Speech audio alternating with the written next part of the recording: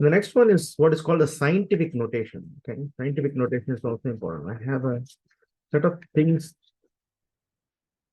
that we have to go over. Scientific notation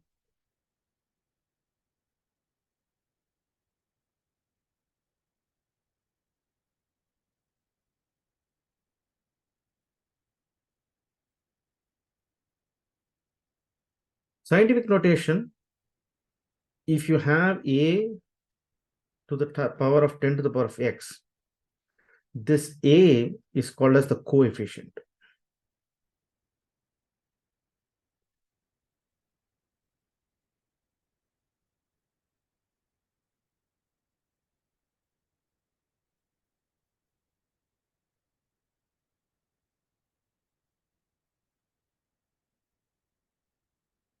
And this x is called as the exponent. Okay.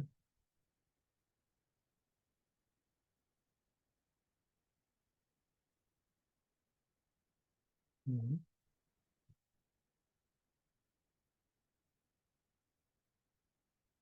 So in the calculator, if you use a calculator,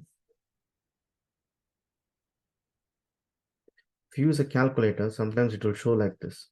Use a calculator. It will show if the general number is 5 into 10 to the power of 6, the calculator will show 5 e power 6. Okay, the e is nothing but this 10. Okay, so you should be aware of this. Okay, so if we have scientific notations from normal standard, let's say the number is 28,300. This has to be converted into scientific notation. So you are not, if this is a big number, usually we change that number into easily handle. The number can be easily handled. So 28,300 can be written as 2.83 into 10 to the power of 4. So this is called as the scientific notation.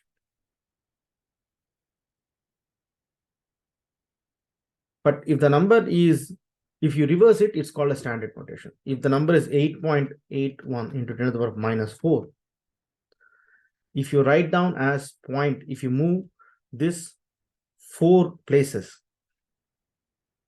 and then you write 0.000881. So there are 3 zeros I have added and there is 1 8 already there. So if this is 1, this is called as the standard notation.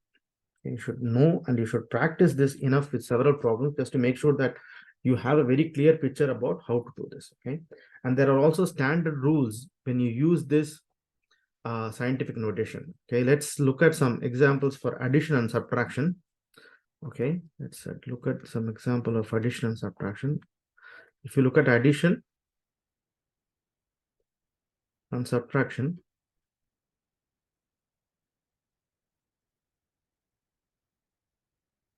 so if you're going to add two numbers, 2.0 into 10 power 3 and 3.0 into 10 power 4, you're going to add this number. But now you can look at this number has one of this number has a 3 as an exponent and another one has 4 as an exponent. But we have to make them even now. So how to do this? You have to change this thing, whole thing. Okay, so we have to change this. We have to change this as 0.0 into 10 to the power of 4. And then we have to keep 3.0 into 10 to the power of 4. And then now you add as 3.20 into 10 to the power of 4. Okay, so then only you can easily add them. So you have to, the main rule is to bring both the exponents same. So when you multiply, so the rules in algebra is a power x times a power y. You always add a power x plus y. And is a power x divided by a power y. If you divide two numbers, you always subtract them, a power x minus y. So this you should know. So when you multiply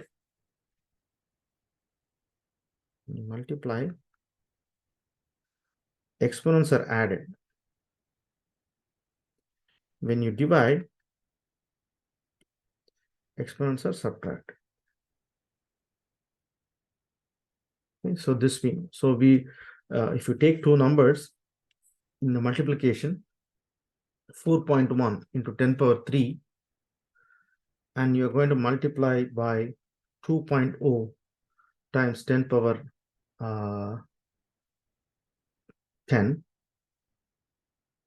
Now, if you multiply, you just multiply these two numbers to get 8.2, right, into 10 power 13. So you added 8 plus 1, right?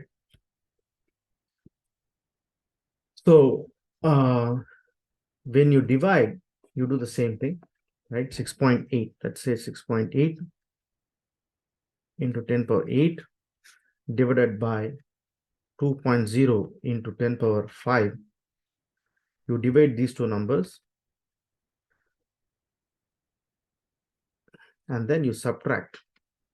8 minus 5 is 3. So this is how you do use the scientific method. Now let's go to the next one called using measurements. How to use measurements. This is also very important.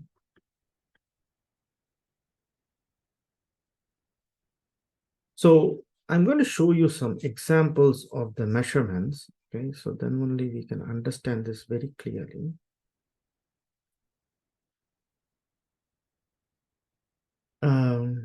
Let's say there is a, so there is a cylinder, and then you see the liquid is filled to certain capacity. Okay.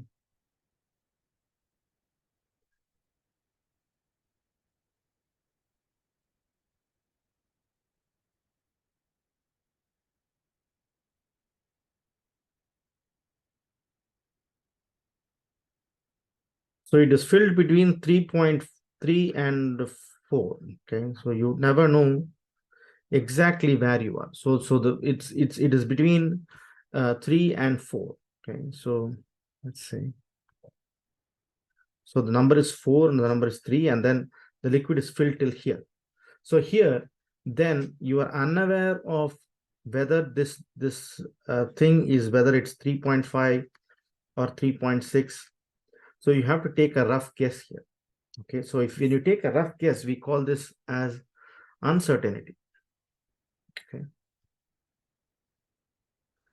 So we have a problem with certainty and uncertainty. Okay. So if you know a number, then you can predict a number. Okay. So if you don't know a number, then you have to stop right there. So we have to go always with the less precise number. Okay, we use this often in the lab. So if there is markings, like there is, it says 3.1, 3.2, and then if specifically say 3.3, you are going to use 3.3. But if this number is between 3.3 and 3.4, and you see the meniscus is like this, now here in this case, you are going to guess another number, 3.45 or something. Now this is going to be an uncertain number now. So uncertainty will come at any point when you don't know. So when you know, you specifically write. When you don't know, you have to guess this number. Okay, so this guessing is allowable guessing. Okay, so that is very important. We are going to look over this uncertainty in detail later on, but you have to know that in measurements you have uncertainty. But this uncertainty, we are going into a very important concept called significant numbers. Okay. The significant numbers, what are significant numbers? When you have any number, let's take, I'm talking about a number called $325. Now we know that all these three numbers are significant. Okay, so all the three numbers are significant.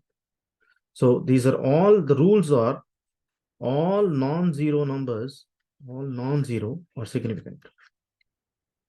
The second rule is the sandwiched zeros is also significant. Let's say that I have to give you $305. So there are three significant numbers. I'm not going to remove the zero and I say I am going to give you $35. So 305 is a significant number. All the leading zeros. Okay. Now let's look at this of leading. Let's look at the trailing zeros. The trailing zeros are also significant because it makes our life easy. So let's say that I have to give you $3,000.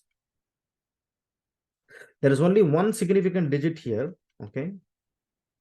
There's only one significant, but I have to give you this. All these are predominant because there is one significant digit because I can write this into 3.0 into 10 power 3. Okay. So this can be written into a scientific notation. Okay. So that is the reason I'm saying the significant digits is 1, but the zeros are significant.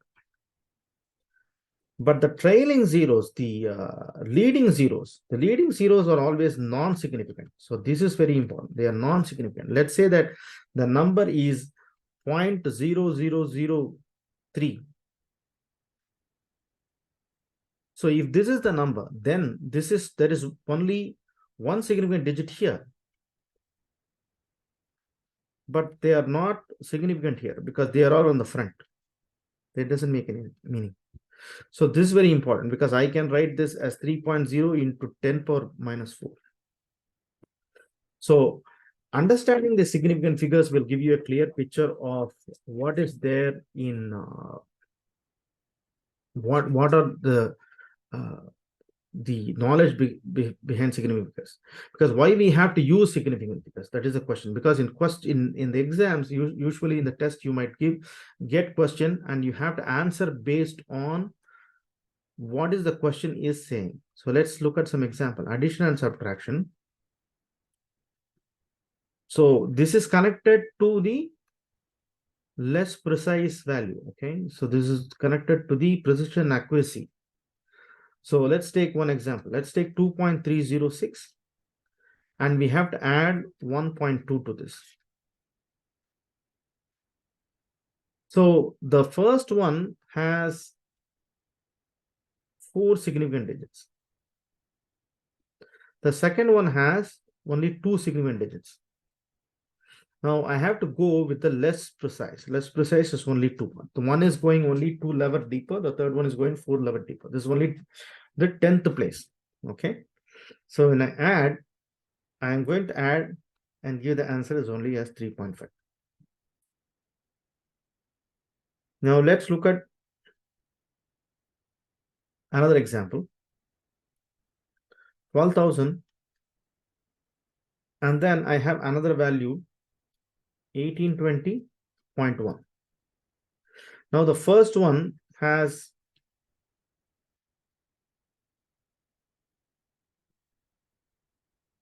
two significant values. The other one has 5 significant values. So I have to take the less precise. Now I'm going to add this number, but I'm going to round this as 14,000 because I will get 2 significant digits.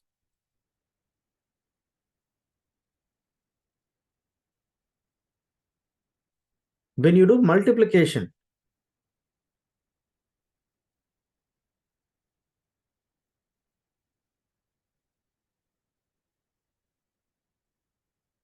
and division, the same thing. So let's take example 2.305 meters into 1.4 meter, you're multiplying. So this has 4, this has 2. So I have to go with the 2. The answer is 1.6 meters squared. If you divide 5.305 gram divided by 1.75 milliliters, this has 4, this has 3. My final answer will go with 3.03 gram per ml. Always least precise. Okay, so less precise. This is the key.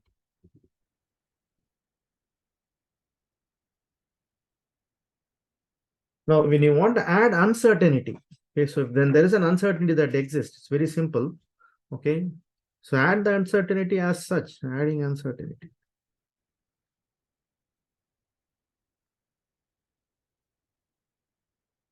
Let's say one of the problems says you have to have, you are measuring 2.3 ml and we are uncertain up to 0.1 ml. And then the next measurement was 1.2 ml. That one also have a uncertainty of 0.1 ml. And what is the final answer? Final answer is to add, you add both of them. The answer is 3.5 ml. You add the uncertainty as well, plus or minus 0.1, 0.1, 0.2. So just add them. But if you multiply, let's say you are having 2.3 centimeter and 1.2 centimeter. One has plus or minus 4% and another one plus or minus 2%. Now you multiply both of them, right? And then get 2.7 centimeters square. And then you multiply to get plus or minus 8%. So when you add the numbers, you add the uncertainty. When you multiply the numbers, you multiply the uncertainty. Okay, so the uncertainty is a very important one, because when you have the uncertainty comes around when you say, when you add a number, then it makes sense. Like for example, when I say a person is running 3 miles, this is a certain number. When I say when he ran 3.0 miles, that means this zero also becomes significant. When we say 3.000 miles, then these two zero also become significant. So it depends upon when a problem says whether the significant digit, when they give significance, then that number becomes significant. Okay? If it is said it has given significance, then the number automatically becomes significant. So you should be aware of this. And the uncertainty comes when you have to add those uncertainty. As I told you, when you have a big graduated cylinder, and then let's say this is 1 ml and this is 2 ml, and the liquid is just here, then if you don't know, you are going to predict only to a certain level. You can say it is 1.5 ml or 1.6 ml or 1.4 ml. So this is the second digit is uncertain now. But let's look at another flask which says like this. So I am going to draw like this. So it starts at 1 ml and that's 2 ml. And then there is a line that says 1.5 ml. And then if the liquid is like this, now this number, this liquid level here given as, you can say it's 1.55 ml or 1.56 ml. Now you added, you are confident that is obviously it is above 1.5, but this 5 and 6 you are not certain. Okay, so this is what the uncertainty we are talking about. So this uncertainty you can add. You are not going to say another number 1.5, 6, 6, 7, 8. These are you never know these things. Okay, so we are not going to add these numbers. So we are going to add only to one level more. Not when you are not aware, you are going to add one number. When you you cannot extrapolate as much as you can. So this is very important. So this is where we are going to stop today. Okay, so this is a very important class 2 sections of fundamentals where we covered a lot of preliminary things. Okay, and we are going to continue for another session as well of the fundamentals, and then we are going to dive deep into understanding chemistry. Okay, this will be very useful for honors and general chemistry before you take the AP chemistry.